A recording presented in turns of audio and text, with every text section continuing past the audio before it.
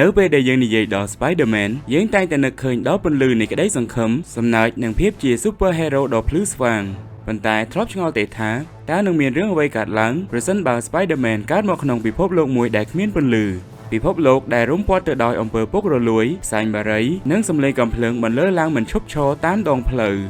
ជំរាបសួរបាទស្វាគមន៍មកកាន់ Film នៅអ្នកក៏និយមដែលជា Channel សម្រាប់មិត្តភ័ក្តិដែលចូលចិត្តមើលកុនចែកចាយពីកុននៅរឿងផ្សេងៗទាក់ទងជាមួយនឹងកុនហើយអ្នកកំពុងតែទស្សនា Comic Verse ដែលយើងនឹងលើកយកប្រវត្តិរបស់ Spider-Man មកនិយាយប៉ុន្តែមិនមែនជា Spider-Man ដែលអ្នកធ្លាប់ស្គាល់នោះទេ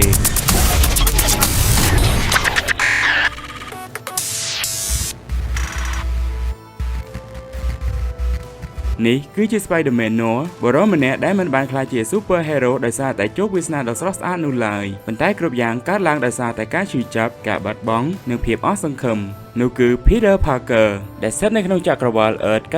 9214 ឬត្រូវបានស្គាល់ថា Marvel Noir ប៉ុន្តែសូមបញ្ជាក់ថាសូមកុំមានការយល់ច្រឡំជាមួយនឹងតួអង្គ Ben Reilly ដែលជា Spider-Noir នៅក្នុង TV series ព្រោះថានៅក្នុងចក្រវាឡនៃច្បាប់ដើមនេះអ្នកដែលបានថាមពលពីងពីងហើយបានមកក្លាយជា Spider-Man នៅក្នុងចក្រវាឡ Marvel Noir នេះគឺ Peter Parker ចំណែកឯ TV series អាចចាត់ទុកបានថាជា adaptation មួយដែលបានកែប្រែ origin ពី Peter Parker ទៅជា Ben Reilly នោះឯងហើយ Ben Reilly ផ្ទាល់បើសិនជារាប់នៅក្នុងចក្រវាឡគោល616ក៏ជា Spider-Man ម្នាក់ផងដែរដែល code name របស់គេដែលត្រូវបានស្គាល់ច្រើនបំផុតនោះគឺ Scarlet Spider ដែលប្រវត្តិរបស់គេកើតចេញពីរាងកាយ clone របស់ Peter Parker នៅក្នុងចក្រវាឡគោលនោះឯងប៉ុន្តែដោយសារតែប្រវត្តិលើកនេះយើងនិយាយអំពី Spider-Man Noir អញ្ចឹងយើងមកដឹងពីប្រវត្តិរបស់តួអង្គនេះទាំងអស់គ្នានៅក្នុងឆ្នាំ1933ទីក្រុងញូវយ៉កមិនមែនជាទីក្រុងនៃក្តីសុបិននោះឡើយប៉ុន្តែវាជាទីក្រុងមួយដែលជោគជាំដោយភាពក្រីក្រនិងអំពើពុករលួយ May Parker គឺជាស្ត្រីមេម៉ាយម្នាក់ដែលរស់នៅជាមួយនឹងក្មួយប្រុសរបស់ខ្លួនហើយគាត់ក៏អាចចាត់ទុកថាជាសកម្មជនម្នាក់ដែលមានទឹកចិត្តមោះមុតដែលតែងតែតតាំងជាមួយនឹងអំពើពុករលួយនិងជួយសង្គ្រោះជនក្រីក្រថ្ងៃមួយនៅពេលដែលអ៊ំស្រីមេកំពុងតែធ្វើការថ្លែងសន្ទរកថាប្រឆាំងជាមួយនឹងមេដឹកនាំនយោបាយនិងអំពាវនាវឲ្យប្រជាជនងាកមកគាំទ្រសង្គមនិយមសកម្មភាពរបស់គាត់ក៏ត្រូវបានរំខានដោយក្រុមអន្តពាវមួយក្រុមដែលមានឈ្មោះថា Enforcers ដែលជាក្រុមជើងកាងរបស់មេអ ுக ្រិតជន Norman Osborn ឬត្រូវបានគេស្គាល់ថា The Goblin បើពួកឯងមិនចូលចិត្តអ្វីដែលយើងធ្វើក្នុងអាមេរិកទេមិនក៏មិននាំគ្នាចែវទូកទៅរស់នៅរុស្ស៊ីទៅដែលពេលនោះឯងក៏ចាប់ផ្ដើមមានការទាស់សម្ដីគ្នាកាន់តែខ្លាំងនាំទៅដល់ការប្រើដៃជើងនៅក្នុងពេលដែលក្រុមជើងកាងកំពុងតែចាប់ផ្ដើមប្រើអំពើហិង្សាទៅលើអ៊ំស្រីមេរួមជាមួយនឹងក្មួយប្រុសរបស់គាត់ដែលមានឈ្មោះថា Peter Parker ដែលតែងតែមកជួយការងារនិងគាំទ្រអ៊ំស្រីរបស់ខ្លួននោះអ្នកកាសែតពីសារព័ត៌មាន Daily Bugle ម្នាក់ដែលមានឈ្មោះថា Ben Urich ដែលទទួលបញ្ជាពី J. Jonah Jameson ឲ្យមកយកព័ត៌មាននិងថតរូបភាពនៃភាពអត់ឃ្លាននៅតាមដងផ្លូវបានលូកដៃចូលមកជួយពួកគេដោយគំរាមប្រើកាមេរ៉ានិងឥទ្ធិពលសារព័ត៌មានធ្វើឲ្យអ្នកទាំងពីរអាចរួចផុតពីការធ្វើបាបរបស់ជើងកាងទាំងនោះ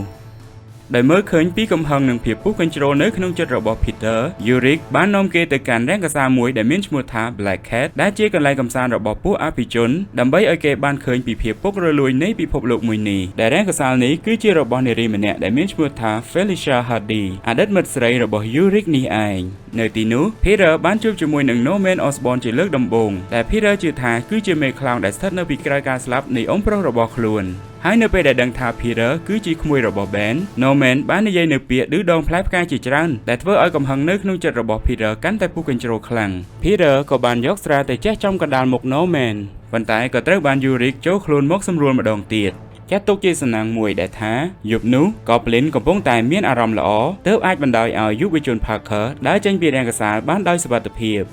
ដោយមើលឃើញពីសក្តានុពលរបស់ Peter Urich ក៏សម្រេចចិត្តនាំគេទៅធ្វើការនៅក្នុង Daily Bugle ក្នុងឋានៈជាជំនួយការជាងថតរូបដែលការងារនេះបានធ្វើឲ្យ Peter មានឱកាសបានដើរផ្ដិតយករូបភាពនៃភាពអយុត្តិធម៌ជាច្រើននៅក្នុងទីក្រុងលើពីនេះទិន្នន័យដែលគេបានមកមានរឿងក្តីអ ுக ្រិតកម្មជាច្រើនដែលកើតឡើងចេញពីការបង្ករបស់ Goblinនៅពេលដែលបានឃើញរឿងអយុត្តិធម៌កាន់តែច្រើន Peter បានសម្រេចចិត្តទម្លាយនៅរឿងរ៉ាវឈឺចាប់មួយរបស់ខ្លួនប្រាប់ទៅ Ben Urich ថាអ៊ំប្រុសរបស់ខ្លួនក៏ត្រូវបានកូនចៅនៃក្រុម Mafia របស់ Norman Osborn មកសម្លាប់ផងដែរដោយការប្រឡែងសត្វឆ្កែព្រៃមកខាំគាត់យកជីវិតដោយក្នុងពេលនោះ Urich បានត្រឹមតែស្ដាប់ហើយងក់ក្បាលទទួលដឹងប៉ុន្តែនៅពេលដែលមកដល់ផ្ទះវិញ Urich ក៏ចាប់ផ្ដើមសេពថ្នាំហើយគ្រប់យ៉ាងក៏បង្ហាញឲ្យយើងឃើញថាតាមពិតទៅការដែល Peter បាននិយាយថាមរណភាពរបស់អ៊ំ Ben កើតចេញពីការត្រូវសត្វឆ្កែខាំនោះគឺមិនពិតនោះឡើយព្រោះតាមពិតទៅអ្នកដែលសម្លាប់គាត់មែនទែននោះគឺ Vulture ដែលជាឃាតករកាចសាហាវឃោរឃៅសម្លាប់មនុស្សដោយការស៊ីសាច់ជាអាហារក្រោមបញ្ជារបស់ Goblin នោះឯង ហើយអ្វីដែលមនុស្សស្មានទៀតនោះយូរិកផ្ទាល់ក៏ជាសាក្សីនៅក្នុងហេតុការណ៍នោះផងដែរព្រោះថាពេលនោះគេក៏ជាមនុស្សម្នាក់ដែលធ្វើការឲ្យក្រុម Goblin ផងដែរប៉ុន្តែទោះយ៉ាងណាគេក៏មិនបានប្រាប់ការពិតមួយនេះទៅកាន់ Peter នោះឡើយហើយអ្នកទាំងពីរក៏នៅតែបន្តធ្វើការជាមួយគ្នាក្នុងនាមជាអ្នកកាសែតនិងអ្នកថតរូបផ្តិតយកនៅព័ត៌មានឧក្រិដ្ឋកម្មនៅក្នុងទីក្រុងថ្ងៃមួយនៅពេលដែលអ្នកទាំងពីរបានថតរូបហេតុការណ៍ភ្លើងឆេះអគារដ៏ធំមួយនៅពេលដែលមកដល់បន្ទប់ផ្តិតរូបវិញ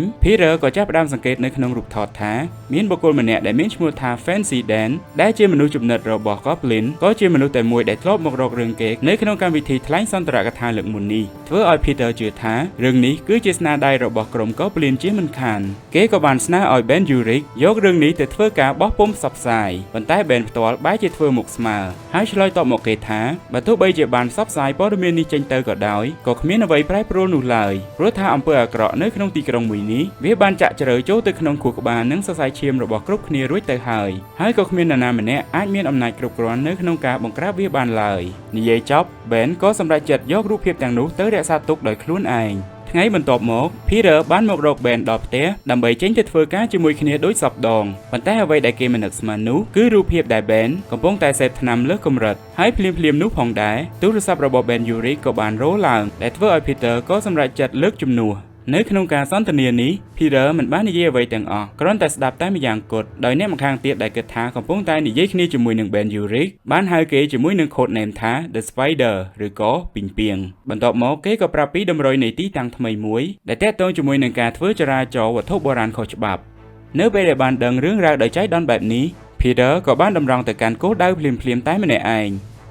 នៅក្នុងឃ្លាំងសម្ងាត់មួយដែលជាកន្លែងដែលក្រុមកូនចៅរបស់ Goblin កំពុងតែនាំគ្នារើជញ្ជូននៅរូបចម្លាក់អាទិទេពពីងពីងបុរាណមួយដែលពួកវាបានធ្វើការលួចពីសារមន្ទីរមកក៏កើតមានឧបទ្ទហេតុមួយធ្វើឲ្យរូបចម្លាក់ត្រូវធ្លាក់បែកភ្លាមៗដែលកើតមានភាពធ្លុះធ្លាយនៃរូបចម្លាក់ហ្វូងសត្វពីងពីងចំនួនរាប់រយរាប់ពាន់ក្បាលក៏បានវាចេញមកហ្វូងពីងពីងអាសេរពឹសបានធ្វើការវាយប្រហារទៅកាន់អ្នកដែលនៅជិតវាបំផុតហើយម្នាក់នៅក្នុងចំណោមនោះគឺ Fancy Dan ដែលធ្វើឲ្យគេបាត់បង់ជីវិតនៅនឹងកន្លែងចំណែកឯ Peter ដែលកំពុងតែលួចមើលហេតុការណ៍នៅឯដំបូលក៏ត្រូវបានពីងពីងអាសេរពឹសបែកហ្វូងមួយក្បាលមកខំចំដៃរបស់គេផងដែរហើយភ្លាមៗដែលចង្គមរបស់ពីងពីងបានចូលទៅក្នុងសាច់របស់គេបាននាំឲ្យ Peter បានទៅជួបជាមួយនឹងអាទិទេពពីងពីងដែលកើតឡើងក្នុងចក្ខុនិមិត្តរបស់គេនៅក្នុងនិមិត្តអាទិទេពពីងពីងបានប្រាប់ទៅគេថាមិនបាច់ភ័យញ័រខ្លួនដល់ថ្នាក់នឹងទេអាអ្នកកំឡោះពើពីងពីងរបស់យើងគឺសម្រាប់តែមនុស្សណាដែលមានចិត្តគំនិតអាក្រក់ប៉ុណ្ណោះនេះគឺជាបណ្ដាសាធម្មពលយើងនឹងប្រទានឲ្យទៅអ្នកណាដែលពូកែទ្រាំជាមួយនឹងភាពឈឺចាប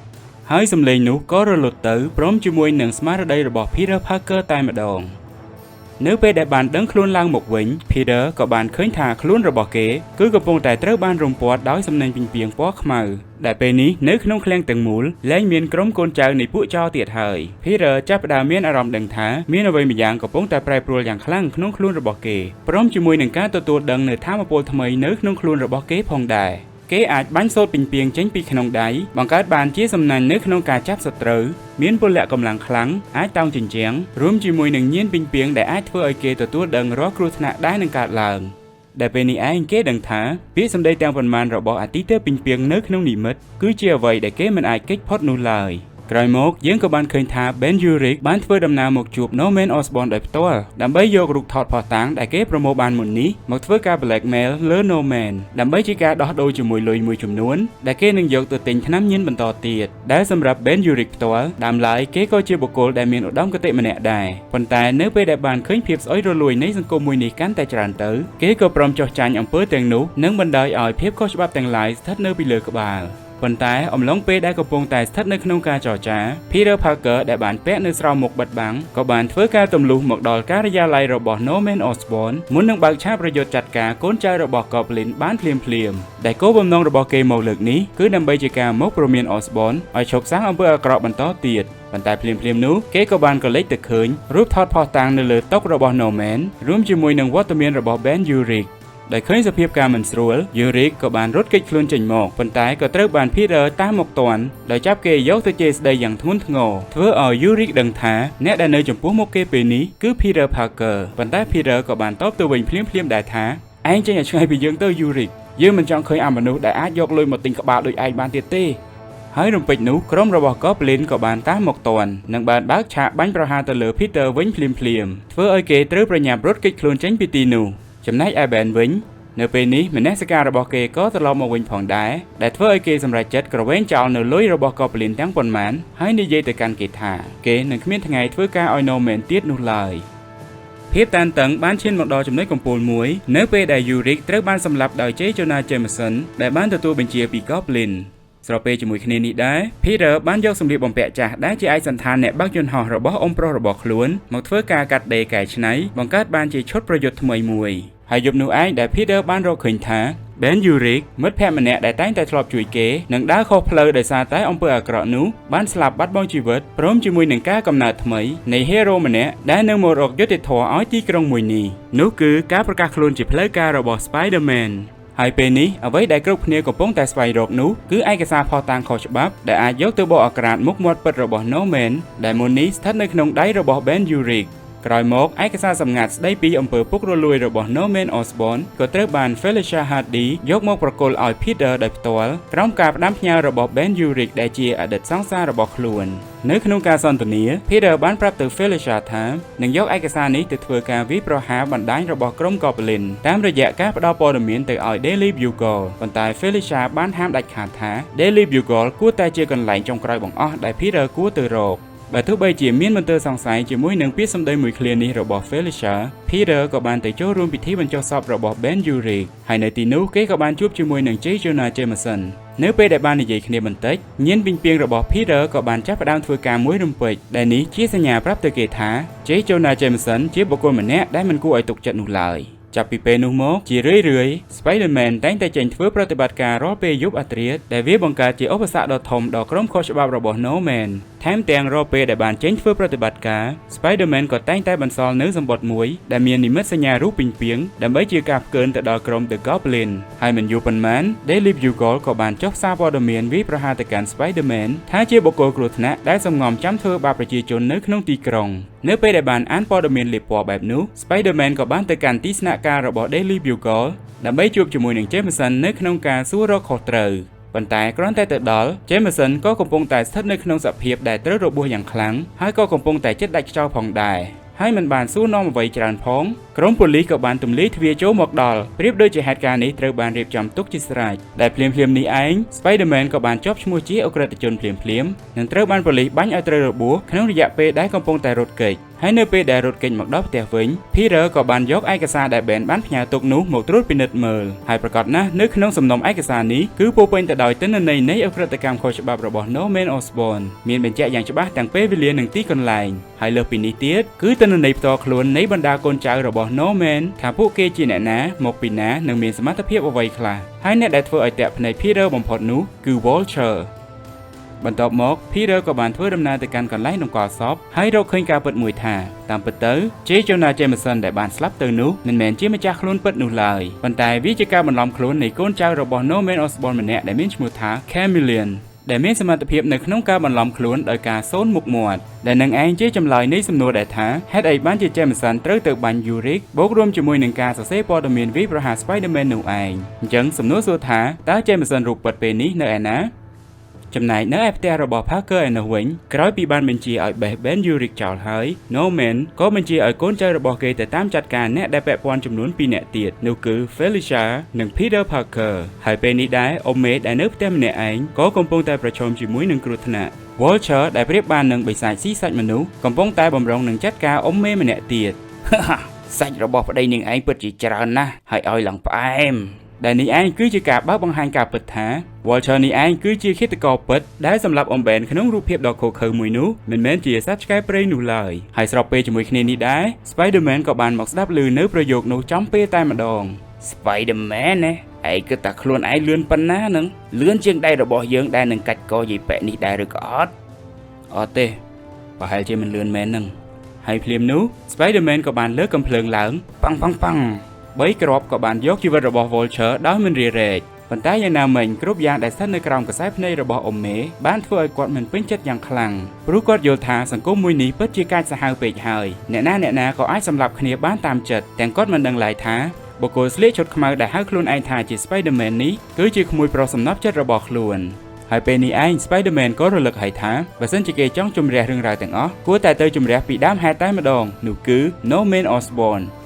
Spider-Man បានប្រើប្រាស់ឯកសារដែលគេបានមកនោះនៅក្នុងការតាមដានទីតាំងរហូតបានទៅជួបកន្លែងមួយដែលមានឈ្មោះថា Torture House ឬក៏ផ្ទះទារុណកម្មដែលធ្វើឲ្យគេបានទទួលដឹងនូវការពិតថាពួកសត្រូវបានចាប់ខ្លួន Jameson Rupert រួមជាមួយនឹង Felicia Hardy យកមកខាំងទុកនៅទីនេះដើម្បីធ្វើជាចំណាប់ខ្មាំងហើយនៅទីនេះយើងក៏បានដឹងការពិតថាអ្នកដែលបានសម្លាប់ Chameleon ដែលបន្លំខ្លួនធ្វើជា Jameson នោះគឺ Felicia នេះឯងដើម្បីជាការសងសឹកដែលគេបានទៅសម្លាប់ Ben Urich នោះឯង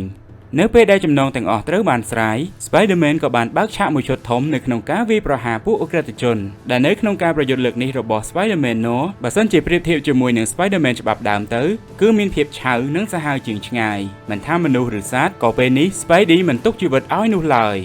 Spider-Man បានធ្វើការចាត់ការកូនចៅរបស់ No-Man ម្ដងម្នាក់តតែរៀបខ្ទេចហើយនៅពេលដែលឃើញថាសភាពការមិនស្រួល No-Man ដែលតច្រកក៏បានប្រឡែងសត្វខ្លាឲ្យមកចាត់ការជាមួយនឹង Spider-Man ប៉ុន្តែចង់ប្រាប់ថាសម្រាប់ខ្លាដ៏ធំនៅក្នុងខ្សែភ្នែករបស់ Peter ពេលនេះគឺគ្រាន់តែជាកូនឆ្មាទូចមួយប៉ុណ្ណោះគេអាចចាត់ការខ្លាសបានយ៉ាងងាយមុននឹងនាំ Jameson ចេញពីទ្រុងបានសម្រេចប៉ុន្តែនៅមិនទាន់ចប់នៅឡើយនោះទេ No-Man ក៏បានចាប់ Felicia មកធ្វើជាចំណាប់ខ្មាំងវិញម្ដងដោយគេបានចាប់នាងហើយនាំគ្នារត់ចូលលូបង្ហូរទឹកនៅក្នុងពេលនោះ Peter ដែលកំពុងតែតាមទៅជួយក៏ត្រូវបានវាយប្រហារម្ដងទៀតពីសំណាក់ Kraven ដោយសិតនៅក្នុងពេលវេលាបថុជញុច Peter ក៏បានហោះធាក់ Kraven ទៅខ្ទប់ជាមួយនឹងបន្ទប់កញ្ចក់ដែលបង្កើតឡើងដើម្បីឃុំឃាំងបណ្ដាហ្វូងវិញពីងដែលធ្លាប់រស់នៅក្នុងរូបចម្លាក់កាលពីមុនពេលនេះឯងដែលហ្វូងវិញពីងពឹសក៏បានព្រួតគ្នាហក់មកក្រញ៉ៃខ្លួនរបស់ Kraven តែម្ដង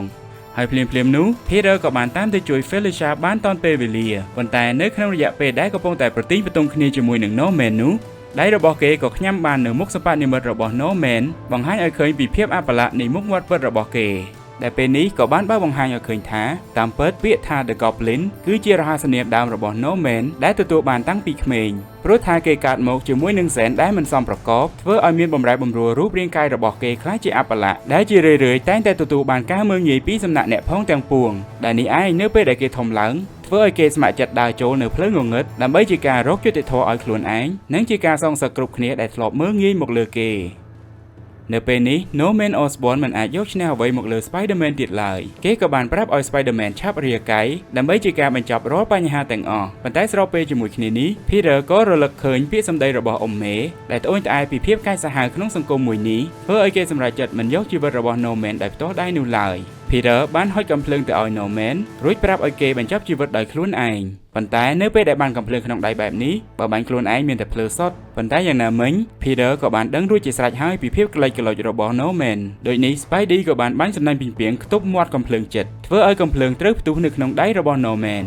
Goblin នៅពេលនេះលែងមានផ្លូវទៀតហើយគេព្យាយាមធ្វើគ្រប់យ៉ាងដើម្បីរត់គេចប៉ុន្តែរឿងនិទានមុនចូលគេងគ្រប់រឿងតែងតែបញ្ចប់ទៅដោយការដែលមនុស្សអាក្រក់ត្រូវទទួលកម្មពៀរ Goblin ក៏ដូចគ្នានៅសុក Kraven ដែលកំពុងតែត្រូវបានក្រញ៉ៃដោយហ្វូងសត្វពីងពឹសក៏លេចមកចេញពីណាក៏មិនដឹងហើយហក់មកសង្គ្រប់ No-Man ប្រៀបដូចជាត្រូវបានគ្រប់គ្រងដោយនរណាម្នាក់ហើយពេលនេះហ្វូងសត្វពីងហាក់ដូចជាដឹងពីទូនាទីរបស់ខ្លួននោះគឺផ្ដល់ជូនឲ្យ No-Man Osborn ឬ Goblin នៅសេចក្តីស្លាប់ក្រោយពីរឿងរ៉ាវដ៏អាក្រក់និងអំពើពុករលួយត្រូវបានរលាយសាបសូន្យទៅព្រមជាមួយនឹងជីវិតរបស់ No-Man Osborn ប្រជាជននៃទីក្រុងញូវយ៉កក៏ត្រឡប់មកប្រើជីវិតដ៏ស្ងប់សុខវិញការជិះជាន់មើលងាយមើលថោកលើអ្នកក្រនិងអ្នកតូចទាបគឺត្រូវបានកាត់បន្ថយចេញបន្តិចម្ដងស្របពេលដែលអ៊ំមេនៅតែបន្តធ្វើការងារដែលខ្លួនចូលចិត្តនោះគឺការលើកកម្ពស់សិទ្ធិអ្នកក្រីក្រនិងការងារសប្បុរសធម៌ផ្សេងចំណែកឯ Spider-Man No របស់យើងនៅតែបន្តឧត្តមគតិក្នុងនាមជា Superhero ម្នាក់នៅក្នុងការការពារទីក្រុងមួយនេះព្រោះគេដឹងថាអំពើអាក្រក់មិនងាយរលាយសាបសូន្យបានយ៉ាងងាយនោះឡើយហើយគ្រប់យ៉ាងក៏ដូចនៅអ្វីដែលគេគិតទុកមែនប៉ុន្មានខែក្រោយពីការដួលរលំរបស់ Goblin ទីក្រុងញូវយ៉កមិនទាន់ស្គាល់នូវភាពស្ងប់សុខនៅឡើយនោះទេ Spider-Man បានជួបប្រទះជាមួយនឹងមេអ ுக ្រិតជនដ៏កាចសាហាវថ្មីមួយទៀតដែលគេស្គាល់ថាជា Crime Master ក្នុងអំឡុងពេលនៃការតាមដាននេះ Peter ក៏បានចាប់ផ្ដើមសម្ព័ន្ធភាពជាមួយនឹង Felicia Hardy ផងដែរប៉ុន្តែក្តីស្រឡាញ់មួយនេះរបស់អ្នកទាំងពីរហាក់ដូចជាមានរបាំងខណ្ឌចែកព្រោះថាក្រោយពីពេលដែលអ្នកទាំងពីរបានធ្វើសង្គ្រាមដាំបាយជាមួយនឹងគ្នារួចហើយ Felicia បែរជាប្រាប់ទៅ Peter ថាផ្លូវដើរនៃជីវិតរបស់អ្នកទាំងពីរគឺខុសគ្នាស្រឡះទន្ទឹមនឹងនេះដែរ Peter ក៏មានឱកាសបានធ្វើកិច្ចសម្ភាសជាមួយនឹង Dr. Otto Octavius ជាអ្នកវិទ្យាសាស្ត្រគំរូល្អម្នាក់ដែល Peter តែងតែកោតសរសើរព្រោះបើទោះបីជាគាត់ជាជនពិការប៉ុន្តែគាត់ក៏អាចកែច្នៃនៅដៃគ្រឿងចក្រសិប្បនិម្មិតដើម្បីជាការសម្រួលក្នុងជីវិតប្រចាំថ្ងៃដោយការសម្ភាសលើកនេះគឺដើម្បីនាំយកការពិសោធន៍របស់គាត់ទៅសរសេរជាព័ត៌មាន ដោយវិជ្ជបណ្ឌិត Octavius ក៏បានបង្ហាញនូវការពិសោធន៍របស់គាត់ទាក់ទងជាមួយនឹងការសិក្សាលើខួរក្បាលរបស់សត្វស្វាគ្រាន់តែការពិសោធន៍ដែលគាត់កំពុងតែធ្វើនេះមើលទៅគឺមានភាពសាហាវព្រៃផ្សៃដែលការងារលើកនេះ Peter បានធ្វើឡើងរួមជាមួយនឹង Robbie Robertson ដែលអាចរាប់ថាជាមិត្តភ័ក្តិនិងជាអ្នកកាសែតរួមអាជីពយ៉ាងណាមិញតាំងពីដើមទីមក Robbie តែងតែមានការសង្ស័យជាខ្លាំងថាវិជ្ជបណ្ឌិតរូបនេះអាចនឹងមានលក្ខកំបាំងនៅកលល្បិចអ្វីម្យ៉ាងហើយជានិច្ចកាលគេតែងតែព្យាយាមបញ្ចុះបញ្ចូលឲ្យ Peter មានការប្រុងប្រយ័ត្នជានិច្ចប៉ុន្តែទោះយ៉ាងណា Peter ក៏មិនបានយកចិត្តទុកដាក់ខ្លាំងលើការដាស់តឿនរបស់មិត្តភ័ក្តិនោះឡើយភាពជឿជាក់របស់គេបានផ្លាស់ប្ដូរនៅពេលដែលគេបានដឹងដំណឹងដ៏រន្ធត់មួយថារាល់អ្នកដែលជាជនជាតិអាមេរិកស្បែកខ្មៅឬក៏ African American ជាច្រើនអ្នកត្រូវបានចាប់ពង្រត់ដោយក្រុម Crime Master ហើយលើពីនេះ Robbie Robertson ក៏ស្ថិតនៅក្នុងចំណោមជនរងគ្រោះផងដែរការប៉ះទង្គិចគ្នាលើកដំបូង Spider-Man បានប្រឈមមុខជាមួយនឹង Crime Master ប៉ុន្តែក៏ត្រូវបាន Sandman ដែលជាជំនួយការរបស់មេខ្លោងរូបនេះវាយប្រហារយ៉ាងសាហាវឃោរឃៅរហូតដល់សន្លប់ស្ដុកស្ដឹងសំណាងល្អ Spider-Man ក៏ត្រូវបានជួយសង្គ្រោះដោយភ្នាក់ងារសហព័ន្ធ Zong the Wolf ហើយការជួបគ្នានេះបានក្លាយជាសម្ព័ន្ធភាពដ៏រឹងមាំរបស់ពួកគេដើម្បីកំទេច Crime Master តាមរយៈការសង្កេត Spider-Man បានរកឃើញតម្រុយថា Dr. Octavius ក៏មានការជាប់ពាក់ព័ន្ធជាមួយនឹងករណីចាប់ពង្រត់ទាំងនេះដែរគេក៏បានធ្វើដំណើរទៅកាន់មន្ទីរពិសោធន៍របស់ Octavius នៅលើកោះ Alice នៅទីនោះការពិតដ៏អាក្រក់មួយក៏បានលាតត្រដាងឡើងដោយវិជ្ជបណ្ឌិតរូបនេះមិនត្រឹមតែសហការជាមួយនឹងក្រុម Friends of New Germany ដែលជាអង្គការមួយដែលនិយមរបបណាស៊ីអាមេរិកប៉ុណ្ណោះទេប៉ុន្តែគាត់ថែមទាំងកំពុងតែប្រើប្រាស់ជនជាតិអាមេរិកស្បែកខ្មៅដែលចាប់ពង្រត់បានមកធ្វើជាវត្ថុពិសោធន៍ដ៏សាហាវយង់ខ្នងដើម្បីប្រែក្លាយពួកគេឲ្យទៅជាទាសករដែលគ្មានឆន្ទៈនិងខួរក្បាលទៀតផងនៅពេលនេះពិភពលោករបស់ Peter ហាក់ដូចជាកំពុងតែធ្លាក់ចុះក្នុងភាពងងឹតកាន់តែខ្លាំងខណៈពេលដែលគេត្រូវប្រឈមមុខជាមួយនឹងបិសាចលាក់ខ្លួនក្នុងរូបភាពជាអ្នកវិទ្យាសាស្ត្រដ៏ថ្លៃថ្នូរម្នាក់នេះ Spider-Man បានធ្វើការសម្រុកចូលទៅក្នុងមន្ទីរពិសោធន៍ហើយបានដោះលែងអ្នកទោសទាំងអស់ឲ្យមានសេរីភាពប៉ុន្តែវាហាក់ដូចជាយឺតពេលហើយនៅពេលដែល Peter បានមករកឃើញ Robbie ភាពរន្ធត់បានគ្របដណ្ដប់ផ្លូវចិត្តរបស់គេជាខ្លាំងព្រោះថាពេលនេះ Robbie ត្រូវបានវះកាត់ខួរក្បាលរហូតបាត់បង់ស្មារតីនិងការចងចាំអស់ទៅហើយមិនយូរប៉ុន្មាន Spider-Man ក៏បានប៉ះគ្នាជាលើកទី2ជាមួយនឹង Crime Master នៅលើកោះនោះនៅក្នុងស្ថានភាពដ៏តានតឹងមេអ ுக ្រិតជនរូបនេះបានចាប់យក Robbie ធ្វើជាចំណាប់ខ្មាំងដើម្បីគំរាមកំហែងដល់ Spidey មុនពេលដែលក្រុមភ្នាក់ងាររបស់ Zong the Wolf បានមកដល់បន្ទាប់ពីការប្រយុទ្ធដ៏ស្វិតស្វាញនិងការជួយសង្គ្រោះ Robbie ឲ្យចេញពីហ្វូងមរណៈបានមកCrime Master បានអះអាងថាខ្លួនគឺជាអ្នកសម្លាប់ Felicia Hardy ដែលជានារីដែលគេស្រឡាញ់រួចបាត់ទៅហើយភាពចលាចលក៏មិនបានបញ្ឈប់ត្រឹមនេះឡើយនៅក្នុងការប្រឈមមុខគ្នាដែលមិនបានគ្រោងទុក Spider-Man បានឃើញផ្ទាល់ភ្នែកនៅទិដ្ឋភាពដ៏ព្រៃផ្សៃនៅពេលដែលមេអ ுக ្រិតជន Crime Master ត្រូវបាន Dr. Octavius សម្លាប់ចោលយ៉ាងឃោរឃៅនិងគ្មានមេត្តាដោយសារតែពេលនេះ Dr. យល់ថា Crime Master លែងមានប្រយោជន៍អ្វីទៀតហើយកំហឹងដែលផ្ទុះឡើងនៅក្នុងចិត្តរបស់ Peter បានធ្វើឲ្យគេបាត់បង់ការគ្រប់គ្រងជាហេតុបណ្ដាលឲ្យគេស្ទុះទៅច្របាច់ក Octavius ក្រោយពីបានកំទេចនៅដៃគ្រឿងចក្ររបស់គាត់ទាំងកំហឹងដ៏ពុះកញ្ជ្រោលដែលចង់សងសឹកចំពោះឧក្រិដ្ឋកម្មដ៏យង់ឃ្នងដែលគេបានប្រព្រឹត្តនិងអ្វីដែលគេបានធ្វើមកកាន់មនុស្សដែលគេស្រឡាញ់ Peter ស្ទើរតែដាច់ចិត្តសម្លាប់វិជ្ជបណ្ឌិតចិត្តសាស្ត្រម្នាក់នេះទៅហើយប្រសិនបើមិនមានការលូកដៃខាត់ខាំងពីសំណាក់ភ្នាក់ងារ The Wolf នោះទេក្រោយពេលដែលវិលត្រឡប់មកកាន់ទីក្រុង Manhattan Peter ក៏បានទទួលដំណឹងពី The Wolf ថា Felicia នៅរស់រានមានជីវិតនៅឡើយគេក៏បានប្រញាប់ប្រញាល់ទៅកាន់ apartment របស់នាងភ្លាមៗប៉ុន្តែនៅទីនោះគេបានត្រឹមតែជួបជាមួយនឹងមនុស្សចំណិតរបស់នាងដែលបានផ្ដល់ដំណឹងដ៏ឈឺចាប់ថា Felicia ពេលនេះកំពុងតែសង្ងំព្យាបាលរបួសហើយនាងបានបញ្ជាក់ថាមិនចង់ជួបមុខ Spider-Man ទៀតឡើយព្រោះថាកន្លងមករបួសទាំងប៉ុន្មានដែលនាងបានទទួលពី Crime Master គឺសុទ្ធសឹងតែជាកំហុសរបស់ Spider-Man ទាំងអស់ព្រោះតែមេអ ுக ្រិតជនរូបនោះបានដឹងពីទំនាក់ទំនងរបស់អ្នកទាំងពីរស្របពេលដែលនាងកំពុងតែមានទំនាក់ទំនងជាមួយនឹង Crime Master ក្នុងនាមជាស្រីកំណាន់ដោយពេលនោះនាងក៏បានព្យាយាមចូលដៃចូលជើងและបាំងពីវត្តមានរបស់ Spider-Man រហូតដែលធ្វើឲ្យនាងសឹងតែមិនអាចយកជីវិតរស់បានជោគវាសនាបានធ្វើឲ្យ Peter ស្ថិតនៅក្នុងភាពឯកោម្ដងទៀតព្រោះថាជ័យជំនះលើអ ுக ្រិតជនមិនបាននាំមកនូវភាពកក់ក្ដៅក្នុងបេះដូងរបស់គេឡើយព្រោះថាអ្វីៗគឺមានតែការបាត់បង់និងភាពសោកសៅដែលតាមលងបន្លាចគេជានិច្ចមិនថាការនាំទុកឲ្យមិត្តភក្តិជិតស្និទ្ធនិងអ្នកឯទៀតត្រូវបាត់បង់ការចងចាំនៅភាពជាមនុស្សរបស់ខ្លួនរួមទៅដល់ការដែលត្រូវនារីដែលខ្លួនស្រឡាញ់រុញច្រានចេញពីជីវិតប៉ុន្តែទោះយ៉ាងណានៅក្នុងរយៈពេលនេះគេក៏ទទួលបានការលួងលោមគាំទ្រពីសំណាក់នារីម្នាក់ដែលអាចរាប់បានថាជាមិត្តភក្តិថ្មីនោះគឺ Mary Jane Watson មិនយូរប៉ុន្មាននៅក្នុងថ្ងៃដ៏ស្រស់ថ្លាមួយនៅឯពិធីពិព័រណ៍ពិភពលោក New York World's Fair Peter បានធ្វើការដើរលំហែជាមួយនឹងអ៊ំស្រីរបស់ខ្លួនរួមជាមួយនឹងវត្តមានរបស់ Mary Jane ដែលមានទំនាក់ទំនងជាមួយគ្នាកាន់តែស្និទ្ធស្នាលដែលពួកគេទាំង3នាក់កំពុងតែពិភាក្សាគ្នាថាគួរតែទៅទស្សនាពិធីតាំងពិព័រណ៍សិល្បៈរបស់ Salvador Dali ឬចូលរួមទស្សនាការសម្ដែងរបស់ Mysterio ជាចុងក្រោយពួកគេក៏បានសម្រេចចិត្តទៅមើលការសម្ដែងរបស់ Mysterio ប៉ុន្តែនៅពេលដែលការសម្ដែងចាប់ផ្ដើមញៀនពីងពីងរបស់ Peter ក៏ចាប់ផ្ដើមញាប់ញ័រនៅក្នុងក្បាលរបស់គេប៉ុន្តែគេបែរជាព្យាយាមមិនអើពើនឹងវាទៅវិញដោយគិតថាអាចនឹងកើតចេញពីការសម្ដែងរហ័សកម្មរបស់ Mysterio ក៏ថាបានបន្ទាប់ពីការសម្ដែងបានបញ្ចប់អ្នកទាំង3ក៏ជជែកគ្នាលេងថាតើ Mysterio អាចធ្វើការគេចខ្លួនចេញពីទ្រង់ដ៏ស្មុគស្មាញនោះដោយរបៀបណាប៉ុន្តែភាពស្ងប់សុខនិងភាពសប្បាយរីករាយក៏ត្រូវបានបំបែកនៅពេលដែល Spider-Man ត្រូវរងការវាយប្រហារពីសំណាក់សត្រូវដ៏ខ្លាំងក្លាម្នាក់ដែលមានឈ្មោះថា Khan ហើយគណៈពេលដែល Peter កំពុងតែធ្លាក់នៅក្នុងស្ថានភាពគ្រោះថ្នាក់ក៏ស្រាប់តែមានវត្តមានដ៏ភ្ញាក់ផ្អើលមួយលេចឡើងមក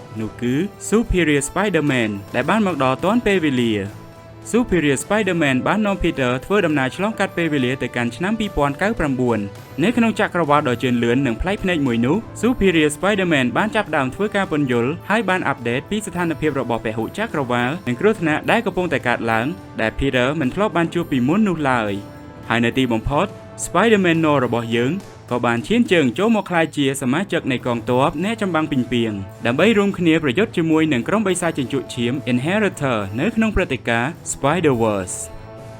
យ៉ាងណាមិញទីក្រុងញូវយ៉កនៅក្នុងយុគ30ប្រហែលជាមានភាពងងឹតប៉ុន្តែនៅក្នុងស្រមោលដ៏ជ្រៅបំផុតនោះពន្លឺនៃយុត្តិធម៌មិនដែលរលត់នោះឡើយរឿងរ៉ាវរបស់ Peter Parker នៅក្នុងនាមជា Spider-Man នោះមិនមែនគ្រាន់តែជាការប្រយុទ្ធប្រឆាំងជាមួយនឹងឧក្រិដ្ឋជននោះទេប៉ុន្តែគ្រប់យ៉ាងគឺជាការតស៊ូដើម្បីរក្សាភាពជាមនុស្សនៅក្នុងពិភពលោកមួយដែលបាត់បង់សីលធម៌មួយនេះ